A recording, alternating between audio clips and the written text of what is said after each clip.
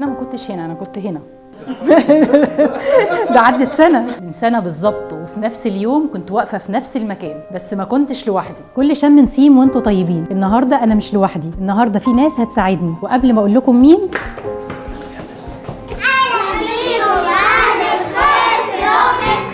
مر سنة بفضل من ربنا ولقيتهم وحشوني. يا ترى شكلهم اتغير؟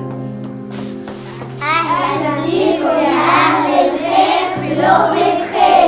طول ما انتوا معانا ووسطينا عمرنا ما هنبقى لوحدينا، ما احنا زي ولادكم. ربنا علشان راضي علينا أحلى هدية انكوا حوالينا، واحنا زي ولادكم.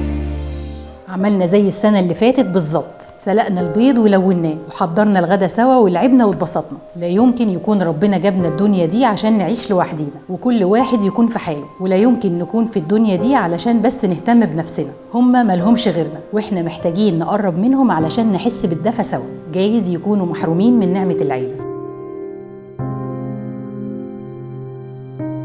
لكن في الختام مفيش ختام. هنفضل احنا أهلهم وناسهم على قد ما نقدر. دوروا على أقرب دار منكم وحاولوا تساعدوهم وتسعدوهم، هتكتشفوا إن انتوا اللي سعادتكم هتزيد. واشوفكم على خير يا أهل الخير.